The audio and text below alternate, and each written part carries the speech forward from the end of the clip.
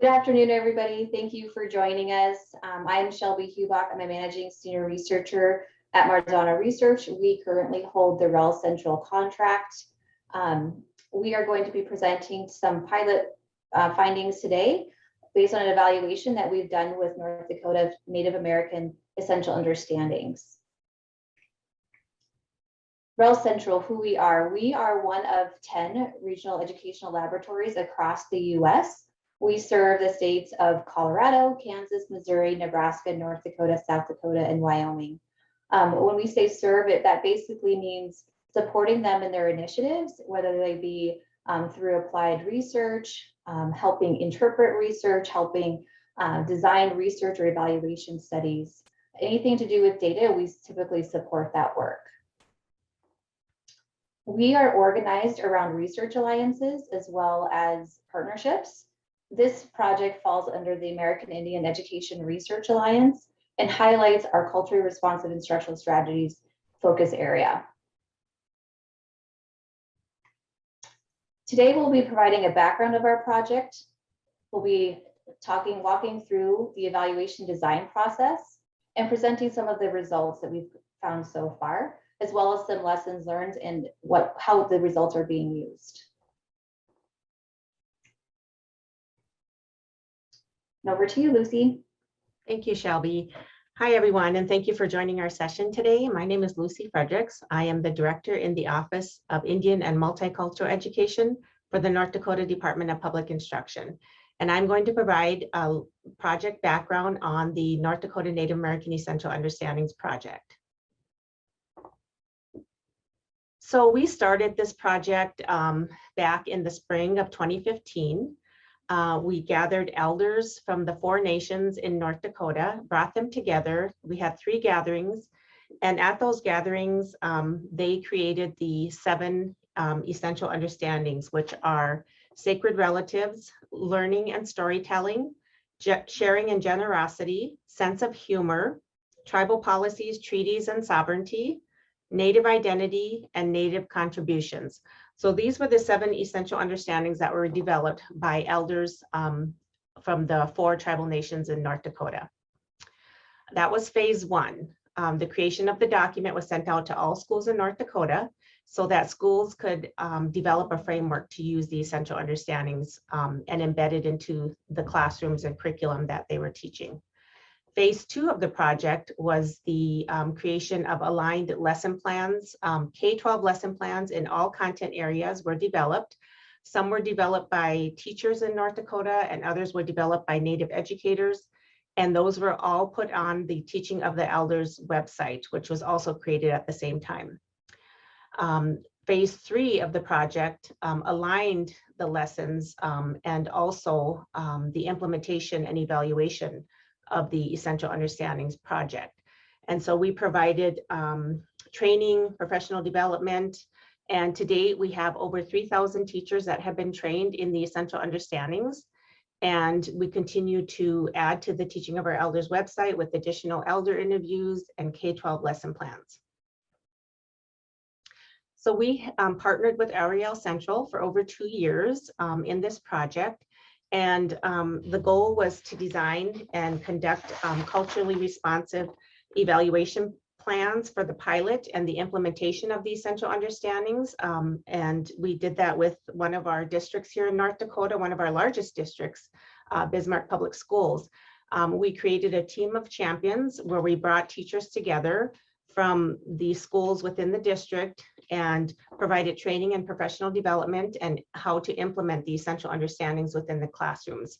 The evaluation design process included developing a logic model and also evaluation questions, identifying data to answer the evaluation questions, creating a new data collection instrument, constructing a data collection and analysis timeline, and then also data collection and analysis was also involved, and interpreting and using data for implementation improvements. So all of this was done in partnership with REL Central so that we could have a way of identifying needs and implementation around the North Dakota Native American Essential Understandings. Stephen? All right, thank you, Lucy. So my name is Stephen Tedeschi. I'm a researcher at Rail Central, and I've been working on this project since phase 3 in 2019. And so as Lucy mentioned, our evaluation design process was based on CRE, or culturally responsive evaluation. And since evaluators often interact with people from many different political, religious, ethnic groups, it's important that evaluators acknowledge the context in which the work is taking place. Therefore, as a culturally responsive evaluator, it's important to honor the cultural context in which an evaluation takes place. And we do that by engaging with partners in the community in order to bring shared life experiences and understandings to the evaluation tasks at hand. So this is all to say that it's important to include members of the community you're working with in order to design an evaluation that meets their needs and fits their cultural context. And so evaluators certainly need to bring their evaluation expertise to the process, but instead of removing oneself from the cultural context, it's important to take the time to understand the cultural context and reflect that understanding through choices made in the evaluation design. And so in this evaluation of the implementation of the North Dakota Essential Understandings, it was imperative that we worked with our partners in the community to develop and carry out evaluation activities. And this meant including the cultural coordinators from Bismarck Public Schools, and also working closely with Lucy at the North Dakota Office of Indian Education throughout all steps of the evaluation process. Throughout the planning process, we sought to leverage our partners' knowledge and expertise to inform the logic model, the evaluation plan, the data collection instruments, and also the data collection activities. And to do this, we use several strategies to engage our partners and foster a collaboration. And so critical to collaboration is communication. And here you can see some of our strategies that we used. For example, of course, we held our regular plan meetings, and of course, those meetings became virtual during the pandemic. But before the pandemic, we traveled to Bismarck regularly to build rapport with our partners, and we believe in-person meetings are essential to building relationships. As I mentioned, that strategy took a hit during COVID, but we believe that our initial in-person meetings went a long way in building those relationships that helped us carry the work forward in a collaborative effort once we went remote. We also leveraged frequent communication with the team. We often CC the entire team to keep everyone on the same page. And likewise, our partners often included us in the loop when they communicated with staff at Bismarck Public Schools. And of course, we made ourselves available for impromptu meetings when warranted. I think this became particularly important when COVID hit, and planned activities often had to be postponed or adjusted, sometimes at a moment's notice. And all these communication strategies supported the co-creation of major components of the evaluation, namely the logic model, the evaluation questions, the evaluation plan, and the development of data collection instruments. We worked very closely with our partners to develop all of these pieces of the evaluation. And sometimes that took quite a while. In fact, the logic model development took a few extra meetings and work between meetings to finalize, but it was important. I mean, having our partners' input, it was critical to ensure that this evaluation met their needs and fit the cultural context. And so, as I mentioned, we co-developed each component of the evaluation plan. And of course, at the heart of the evaluation plan lie the evaluation questions. It was important that we develop evaluation questions that were pertinent, answerable, reasonable, specific, evaluative, and complete. And I think here is where you see the importance of working closely with your partners. We leveraged their expertise to ensure that we were developing pertinent evaluation questions while bringing our expertise to the table as evaluators to ensure that the questions were answerable, reasonable, and evaluative in nature. And so here are those evaluation questions we co-developed with our partners at Bismarck Public Schools, the North Dakota Department of Public Instruction, and Technology and Innovation and Education. Before going through them, it's important to remember that we are essentially evaluating the pilot of the initiative. Therefore, these questions were developed for that purpose. It's also important to note that one of the unique features of this initiative is the team of champions, abbreviated here as TOC. In a nutshell, the team of champions are educators in Bismarck Public Schools who primarily self-identified as being committed to this initiative. And In other words, they stepped up and stepped forward as champions for the work. Some had experience in this work and some were new, but what was common among them was their openness and their commitment to learn and to work. The team of champions was something that naturally developed at BPS, and honestly, the evaluation team had little to do with the creation of the team of champions. And I think this also illustrates the importance of working closely with partners who have the access and the context to develop a team of educators. We would not have been able to identify those educators if it weren't for our partners at Bismarck Public Schools. And as evaluators, we recognize that this unique component was something we could latch onto to gather data to answer our evaluation questions and support the work. In other words, the pool of educators, that is the team of champions, became our source of data. And so the professional development activities they were engaging in were natural arenas for data collection. And so here, I won't read these questions, but you can see that the evaluation questions focus around barriers and factors that support the work, identify resources that were useful and relevant and high quality, and so on. And since then, we've been collecting data from the team of champions to begin answering some of these questions. And Shelby's going to share some of our initial key findings now. Thank you, Stephen. These evaluation, the data were collected through surveys and focus groups primarily. We administered them in conjunction with the North Dakota Department of Public Instruction, as well as Bismarck Public Schools, to make sure that they didn't overburden the participants. The team of champions want to make sure, like Stephen said, they were infused within the professional development and that they were just a natural part of the work going forward. So here is a survey that is administered after each team of champion learning session.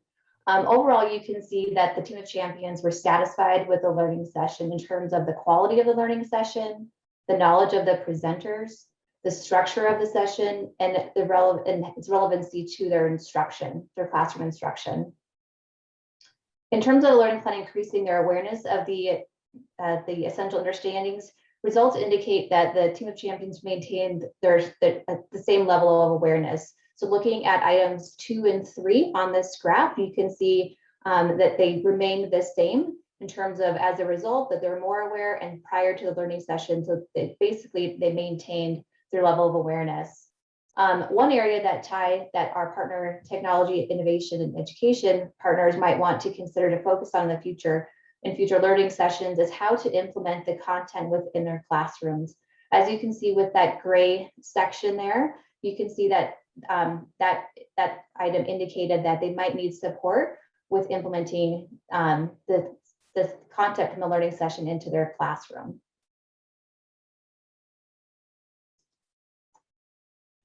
So we had some open-ended questions on our survey as well. What did you find most useful about the learning session and why? Opportunities to connect with partners. We heard this over and over again, that the team of champions loved being able to talk with one another, have a safe space for sharing and learning and growing. Also learning the what and the how. So learning what the essential understandings are and also how to incorporate them into their classroom instruction. As a result of the learning session, what steps do they plan on taking to integrate the essential understandings into their instruction? Hopefully learning more about the Native American culture within North Dakota, making connections with both Native and non-Native students, and of course, embedding the essential understandings within their classroom. Another survey that we administered was the Team of Champions survey. It's typically administered at the beginning and the end of each school year, so we can look at change from beginning to end. The results indicate that integrating the essential understandings into their instruction is important to them and to their students. These are just some highlights from the results there. And also, there are additionally some Team of Champion members reported that they know the essential understandings slightly to somewhat, indicating a potential need to provide PD to increase their knowledge of the essential understandings. And as with the learning session results, Team of Champion members reported that they feel somewhat to moderately prepared to integrate the essential understandings into their instruction and connecting the essential understandings to other content areas. So this again might mean the support from TIE, our partners, in providing more support or coaching or modeling in this area. There are a few open-ended questions here as well. So the teacher support they received support from school leadership, providing opportunities to learn for experimentation. They've received support from the culturally responsive coordinators that Stephen mentioned, through informal check-ins and phone and in person, through formal meetings, their availability, helping with coaching and modeling as well, and providing resources. They also receive support from their colleagues, sharing resources and lesson plans, online materials, availability for talking through what might be going on in their classroom, and also centering discussions on the essential understandings framework. Some of the challenges that they talked about were varying levels of awareness, like you saw within the survey results. Awareness would stay the same from one point to the next, but knowing that there's probably a need for a heightened sense of awareness of the essential understandings. Lack of lessons plans for these specific content areas. I know that has been something that's been worked on already, and there's probably over about 350 lesson plans on the website that Lucy indicated at the beginning. Another challenge, we can't overlook this one, the COVID-19 really threw everything through a loop, and integrating the essential understandings into instruction became harder to do in a virtual presence. There were concerns about offending students and families, not knowing this uncertainty and lacking of confidence on how to do this, and being intimidated in terms of and not wanting to offend students and families. And the time needed to build those relationships was a challenge. Time is always a challenge. In terms of additional support needed, increasing awareness of the essential understandings and the resources they have available to them, needing more lesson plans aligned to certain subject areas, and also opportunities to connect with colleagues engaged in the work.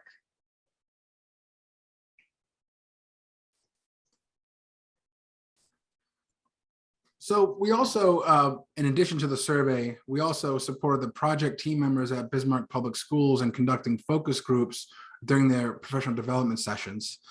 And the most recent focus group was conducted virtually due to COVID in July of 2020.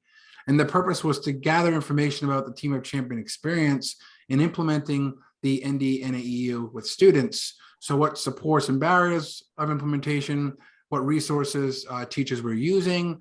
We also had questions related to the perceptions of the Team of Champion meetings and professional development, and using what they had learned from those meetings in their classroom. And so overall, the Team of Champions meetings were perceived as comfortable, an open environment in which educators felt safe to ask questions and learn. Important in creating this environment were the district staff, specifically the cultural coordinators.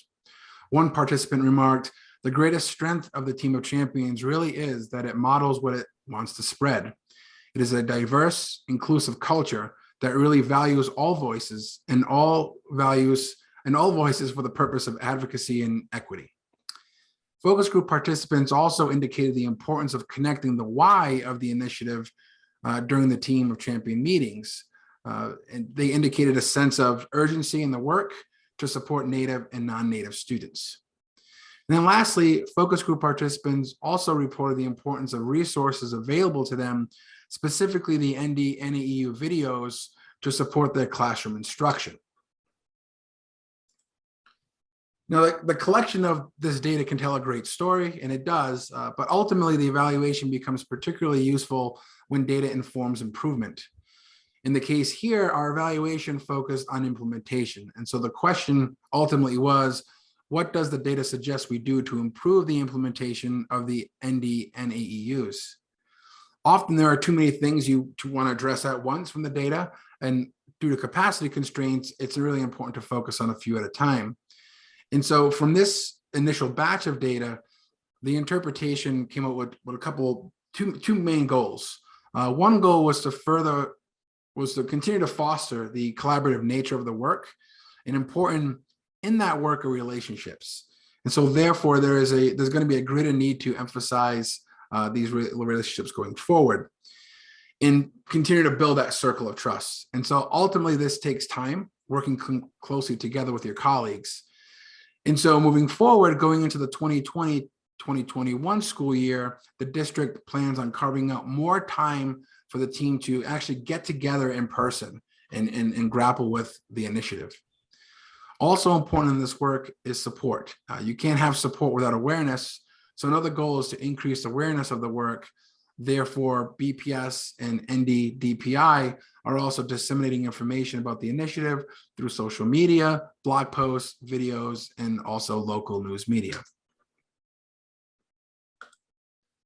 And that brings us to the end of our presentation. Thank you for attending. If you have any questions, feel free to reach out to us at relcentral@marzanoresearch.com. You can also visit our website and also follow us on Twitter. Thank you.